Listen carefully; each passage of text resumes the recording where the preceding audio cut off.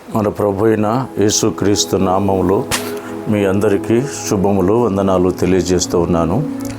దేవుని కృపను బట్టి ఈ సమయంలో దేవుని వాక్యమును ధ్యానించుటకు ప్రభు కృప చూపించినాడు. దేవుని వాక్యములో నుంచి కొన్ని మాటలు మనం ధ్యానం చేసుకుందాం. ఇర్మీయా రాసిన గ్రంథం 32వ అధ్యాయం. ఇర్మీయా రాసిన గ్రంథం 32వ అధ్యాయము 40వ వచనాన్ని చదువుతున్నాను. నేను వారికి మేలు చేయటం మానకుడున్నట్లు నిత్యమైన నిబంధన వారితో చేయుచున్నాను. వారు నన్ను విడవకుండానట్లు వారి హృదయములో నా యెడల భయభక్తులు పుట్టించెదను అని వాక్యంలో రాయబడింది.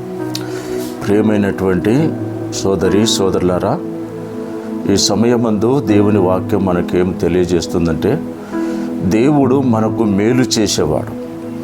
దేవుడు మనకు మేలు చేసేవాడు. ఎవరికి మేలు చేస్తాడంటే, తన ఎడల భయభక్తులు కలిగిన వారికి ఆయన మేలు చేస్తాడు. అట్లాగే 39వ వచనాన్ని వాక్యం చెప్తుంది అదే అధ్యాయంలో, మరియు వారికి వారి సంతానమునకును మేలు కలుగుటకే వారు నిశ్చయముగా నాకు భయపడినట్లు నేను వారికి ఏక హృదయమును కలగజేద్దునన్నాడు. నిత్యము నాకు భయపడినట్లు ఎవరికి దేవుడు మేలు చేస్తాడంటే, దేవునికి భయపడు వారికి దేవుడు మేలు చేస్తాడు. దేవుడు ఎవరికి మేలు చేస్తాడు? దేవుడు తన ప్రజలకు, అంటే ఆయన ఎరిగిన ప్రజలకు దేవుడు మేలు చేస్తాడు. ప్రియులారా, ఏమిటి మేలు? ప్రభువైన యేసుక్రీస్తు చేసే మేలు ఏమిటంటే, మనకును మన సంతానమునకు మన కుటుంబానికి నిత్యము మేలు కలగాలంటే మనం ఏం చేయాలంటే, ఆయన ఎడల భయభక్తులు కలిగి ఉండాలని వాక్యము సెలవిస్తుంది. వాక్యం సెలవిస్తుంది, యథార్థవంతులకు దేవుడు ఏ మేలు చేయక మానడు అని వాక్యం సెలవిస్తుంది.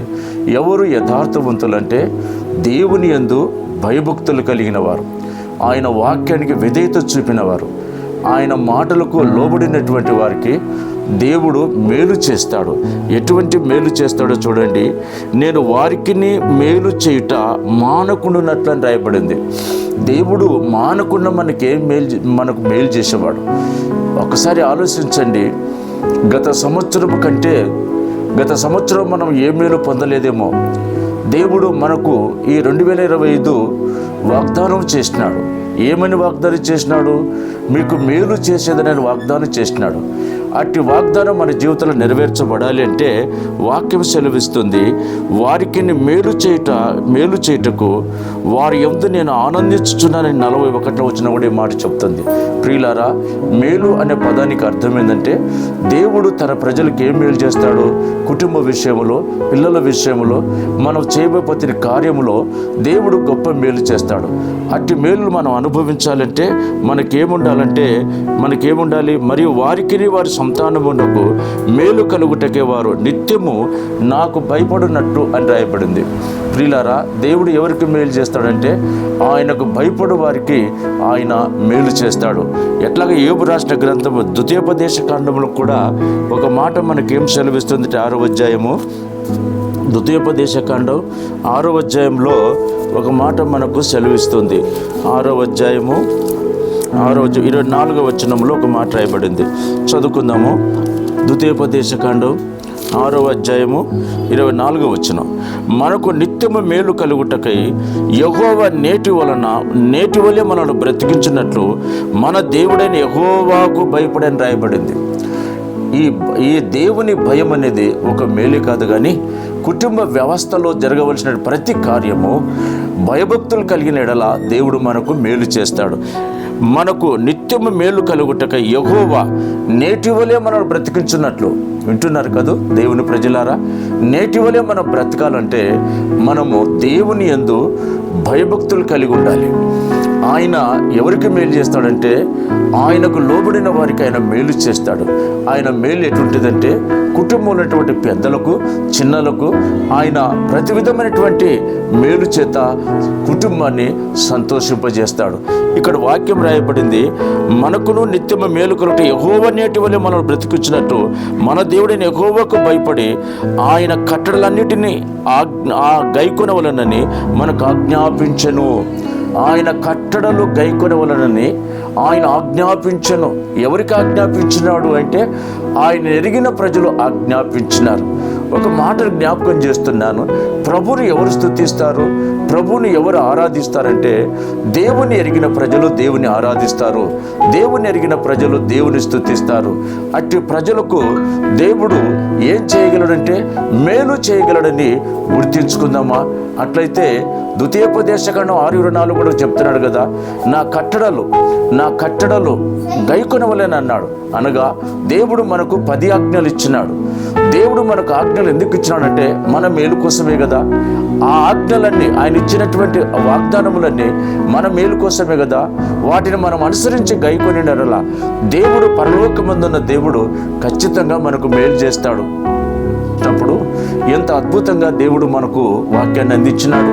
ప్రియులారా, ఈ బైబిల్ గ్రంథంలో 66 పుస్తకాలు రాయబడిన ప్రతి మాట ఆయన నెరిగిన ప్రజలకు మేలు కలగటానికే కదా, సమస్తము మేలు కలగటానికే కదా.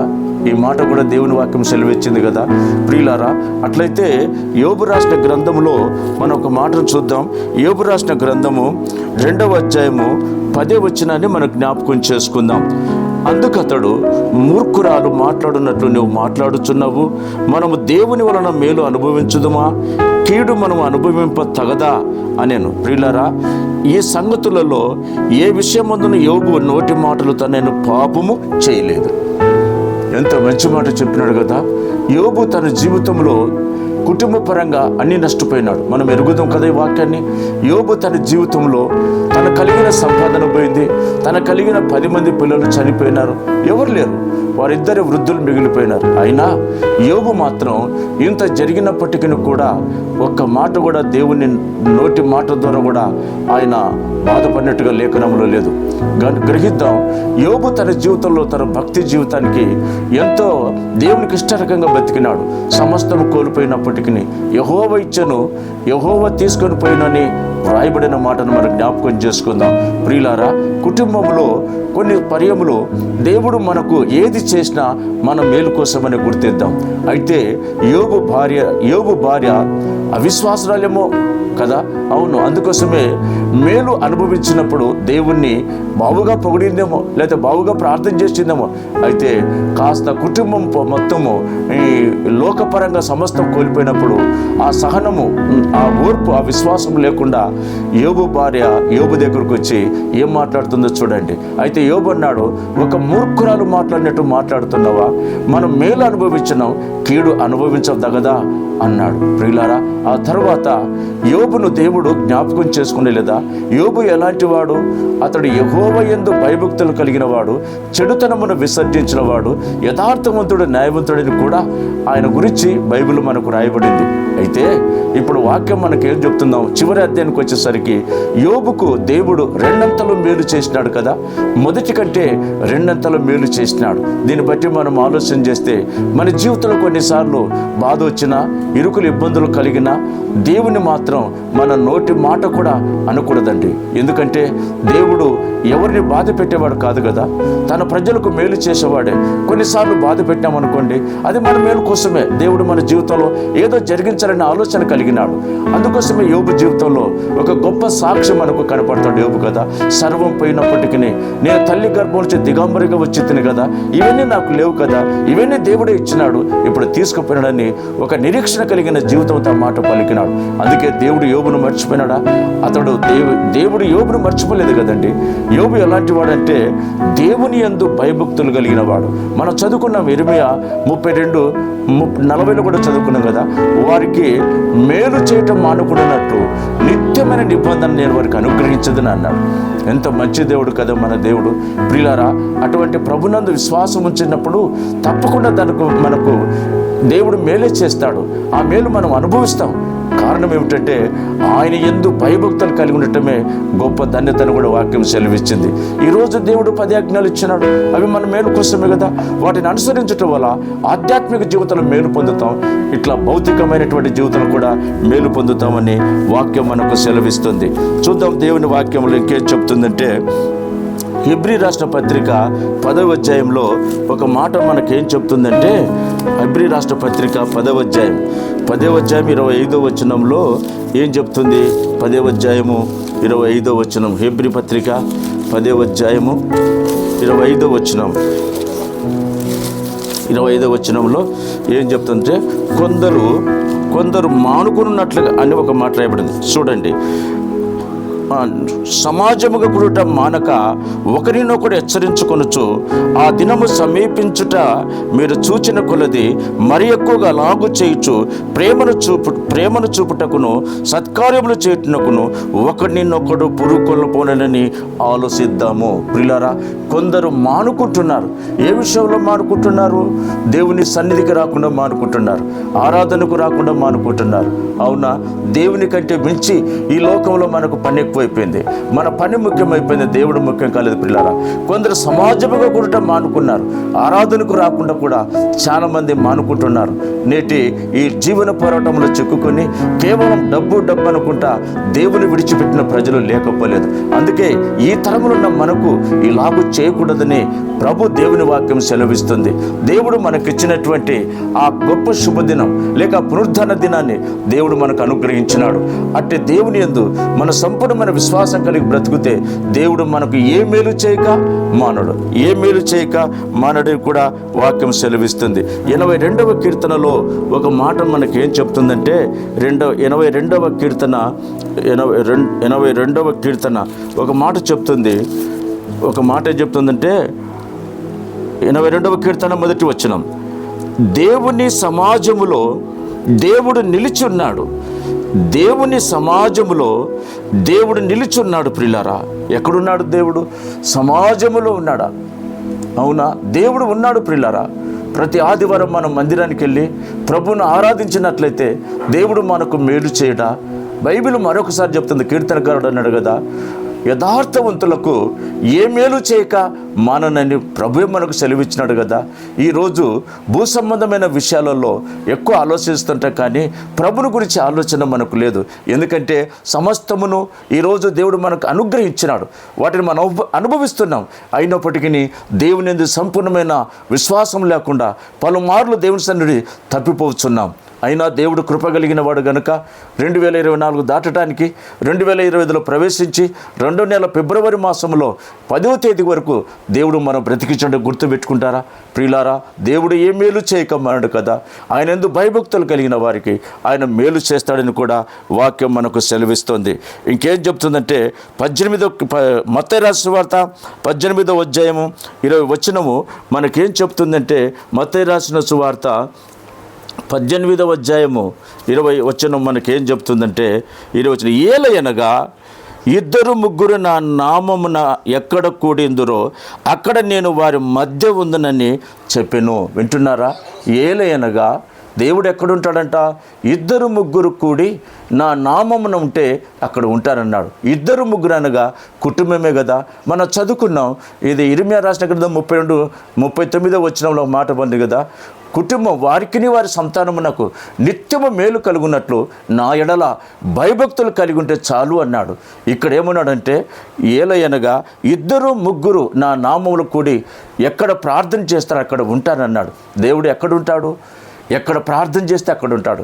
ఏ కుటుంబంలో భయం ఉందో, ఏ కుటుంబంలో దేవుడు అంటే విధేయత ఉందో, ఏ కుటుంబంలో వాక్యం ఉందో, ఏ కుటుంబం అంతా దేవుని సన్నిధిలో ఉన్నారో, ఏ కుటుంబం అంతా దేవుని ఎడల భయభక్తులు కలిగి ఉన్నారో అట్టి ప్రజలకు దేవుడు మేలు చేయక మానడు. ప్రియులారా, నిజంగా ఇది గొప్ప వాగ్దానం అనుకోవాల్సిందే మనం ఈరోజు.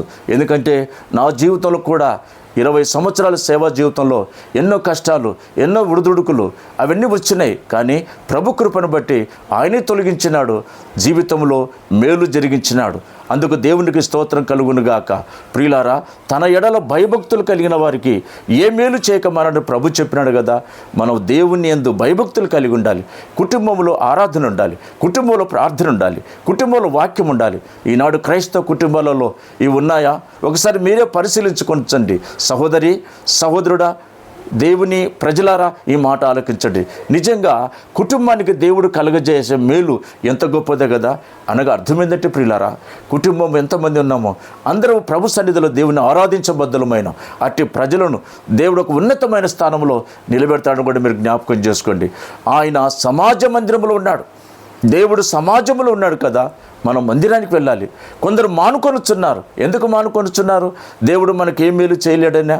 ఈరోజు మనం ఆదివారం విడిచిపెట్టి పనికి వెళ్తేనే మనకు భోజనం అనే కాదు కదా. దేవుడు మనకిచ్చిన 6 దినాలు కష్టపడి 7వ దినం సమాజ మందిరానికి అనగా దేవుని మందిరానికి వెళ్ళాలి. ప్రభును మనం ఆరాధించబద్ధులమై ఉండాలని గుర్తుపెట్టుకోండి.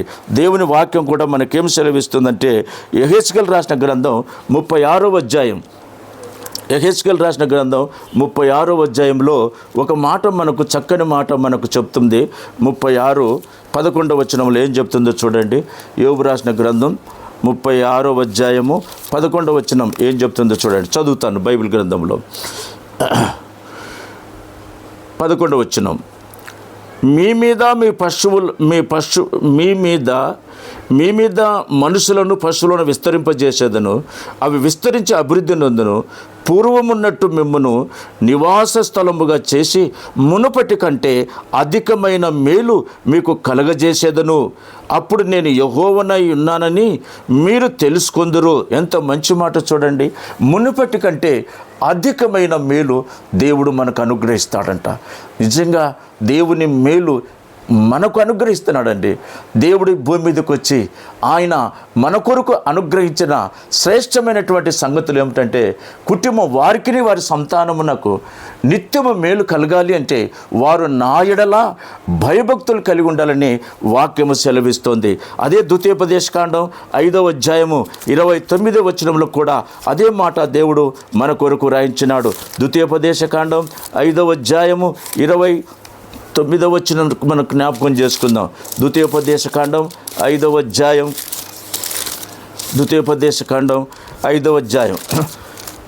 29వ వచనాన్ని చదువుకుందాం. చూడండి ఏం రాయబడిందో.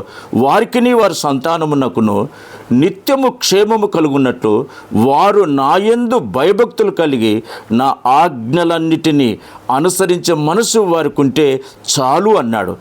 ఆజ్ఞలు అనుసరించే మనసు మనకుంటే మనకు మేలు కలుగుతుంది అన్నాడు. వింటున్నారు కదూ. వారికిని వారి సంతానమునకును నిత్యమును క్షేమము కలుగున్నట్లు వారు నా ఎడల భయభక్తులు కలిగి నా ఆజ్ఞలన్నిటినీ అనుసరించుట అని వ్రాయబడింది. ప్రియులారా, దేవుని ప్రజలమైన మనం నిజంగా దేవుడు మనకిచ్చిన ఆజ్ఞలను పాటిస్తున్నామా? దేవునికి భయపడుతున్నామా? దేవునికి లోబడుతున్నామా? కుటుంబ సమేతంగా మందిరానికి వెళ్తున్నామా? దేవుని ఆరాధిస్తున్నామా? ఆలోచించండి ప్రియులారా. ఈరోజు అనేక కొరతలు కలిగి అనేక ఇబ్బందులకు బాధలకు గురవుతున్నామంటే కారణం దేవుడు కాదు కదా, మనమే కదా. మనం ఆయన చెప్పిన మాట వినలేదు. ఆయన మన కొరకు వ్రాయించిన ఆ శ్రేష్టమైనటువంటి మాటలు మన గ్రహింపు లేక ఆ మాటలు వెనుకకు తుడిసివేసినాం. అందుకే కదా మన కుటుంబంలో మేలు జరగలేదేమో. ఈ రోజైనా ఆలోచించండి. మన పిల్లలకు సరైన విద్య లేదేమో, సరైన ఉద్యోగాలు లేవేమో, సరైనటువంటి వివాహాలు జరగలేదేమో, సరిగా గృహం లేదేమో. ఇవన్నీ ఆలోచించండి. ఇవన్నీ కలగాలంటే ఒక్కసారి కుటుంబాన్ని జ్ఞాపకం చేసుకోండి. వారికిని వారి సంతానమునకు నిత్యము క్షేమము కలుగునట్లు వారు నా ఎడల భయభక్తులు కలిగి నా ఆజ్ఞలను అనుసరించే మనసు ఉండాలని చెప్తుంది వాక్యం. ఏమనుసరించాలి? దేవుని ఆజ్ఞలను అనుసరించాలి. ప్రియులారా, మనకు ప్రభు ఆజ్ఞలు ఇచ్చినారు. ఈ లోకంలో మానవుని దేవుడు సృజించి వ్యర్థంగా బ్రతకమని చెప్పలేదు ప్రియులారా. స్వేచ్ఛగా బ్రతకమన్నాడు, యథార్థవంతులుగా బ్రతకమన్నాడు. కానీ మనిషే పాపం చేసి ఆజ్ఞ అతిక్రమించి దేవునికి ఎడబాటైపోయినాడు. ఎడబాటైపోయిన మనిషిని దేవుడు ప్రేమించి 2025 సంవత్సరాల కిందట యేసు క్రీస్తుగా రక్షకుడు ఈ లోకానికి వచ్చి పాప బంధకములు చిక్కుకున్న మనం రక్షించటానికి ప్రభువారు మన కొరకు ప్రాణం పెట్టారు. మన కొరకు తన రక్తమును ధారపోసినారు. ఆయన మన కొరకు సమాధి చేయబడి 3వ దినమున మృత్యుంజుడై తిరిగి లేచినాడు. ప్రియులారా, ఈ 2025 ఈ ఫిబ్రవరి మాసం 10వ తేదీన దేవుడు మీతో మాట్లాడుతున్నాడు. మనం ఎలా ఉన్నాం? మన కుటుంబం ఎలా ఉన్నాయి? మన పిల్లలు ఎలా ఉన్నారు? వారికి కావలసిన దైవికమైన భక్తి ఉందా? దేవునికి లోబడే మనసు ఉందా? మనము ప్రార్థనకు వెళితే మన పిల్లలు మందిరానికి రావద్దా? మనం దేవుని సన్నిధికి అంటే మన పిల్లలు దేవుని సన్నిధికి రావద్దా? దేవుడు ఆ మాటలు చెప్తున్నాడు కదా. కనికరము కలిగిన దేవుడు గనక వారికి వారి సంతానం నిత్యము మేలు లేక నిత్యము క్షేమం కలగాలంటే వారు నా ఎడల భయభక్తులు కలిగి ఉంటే చాలన్నాడు. నిజంగా ఉందా మన కుటుంబంలో భయము భక్తి ఉందా? ప్రియ ప్రభు నీ కోసం నా కోసం ఏమైపోయినాడో మనం ఎరుగుదాం కదా. ఆయన మనకు అనుగ్రహించిన వాగ్దానం, ఆయన మనకు అనుగ్రహించిన వాక్య భాగాలను మనం ధ్యానం చేస్తే మనకు ఎంత మేలు ఎంత సంతోషాన్ని ఇస్తాయి ప్రియులారా. ఆయన చెప్తున్నాడు, మనం నిత్యము బ్రతకాలంటే, నిత్యము మనకు క్షేమం కలగాలంటే, నిత్యము మనకు మేలు కలగాలంటే మనం చేయవలసిందంటే ఆయన యందు భయభక్తులు కలిగి ఉండుట, అదే చాలు కదా. ఊజు దేశం ముందు ఒక మనుషుడు ఉండెను, అతడు యథార్థవంతుడు, దేవుని యందు భయభక్తులు కలిగి ఉండి, అవునా, చెడుతనమును విసర్జించి దేవునికి ఇష్టడుగా బ్రతికాను. అందుకోసమే మొదటిలో మొత్తము కోల్పోయినా చివరి అధ్యాయం వచ్చేసరికి యోబును రెండంతలుగా మేలు చేసినాడు. ఆయన ఏ మేలు చేయక మానాడు కదా, యథార్థవంతులకు ఏ మేలు చేయక మానాడు. నిజంగా మనం ఎలా ఉన్నాం? దైవికమైన జనమ, దైవికమైన కుటుంబాలు ఎలా ఉన్నాయి? నిజంగా ఈ దినాన మన పిల్లలు, మనము, మన కుటుంబం దేవుని సన్నిధిలో భయభక్తులు కలిగి ఉన్నామా? అటైతే నువ్వు మేలు పొందుతావు, అటైతే నువ్వు క్షేమాన్ని పొందుతావు, అటైతే నిత్యము క్షేమం దేవుడు మీ కుటుంబానికి అనుగ్రహిస్తాడు. ప్రియమైన సహోదరి సహోదరులారా, ఈ వాక్యం వింటున్నటువంటి నా ప్రియ బిడ్డలారా, ప్రభు మనకిచ్చినటువంటి ఈ శ్రేష్టమైన సంగతులను మన మనసులో పెట్టుకుందాం. ఎందుకంటే దేవుని వాక్యం వినే మనసు మనకు ఉండాలి. ఆయన సన్నిధికి వెళ్ళిన తర్వాత వాక్యం వినే మనసు మనకు ఉండాలి. ఎవరి మనసు ఆయన మీద అనుకుంటుందో వారిని పూర్ణ శాంతులుగా చేస్తాన్న ఆ ప్రియ ప్రభువును జ్ఞాపకం చేసుకోండి. ఈరోజు కుటుంబంలో నెమ్మది లేదా, కుటుంబంలో సమాధానం లేదా, పిల్లలు సరైన పరిస్థితులు లేరా?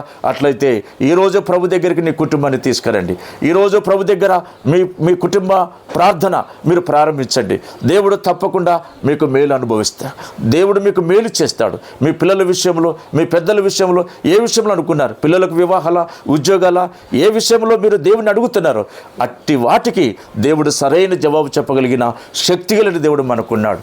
దేవుని ప్రజలారా, ప్రభుని ఎరిగిన ప్రజలారా, మనం దేవుని మాట వినాలి.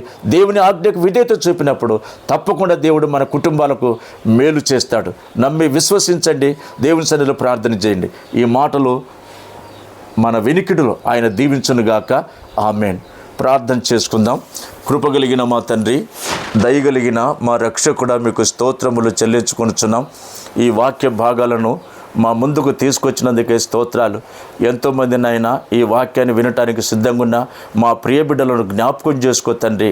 ఈ 2024లో ఎన్నో శ్రమలు, బాధలు అనుభవించినారేమో. 2025లో తండ్రి ఈ వాక్యం ద్వారా వారి బలపరచండి.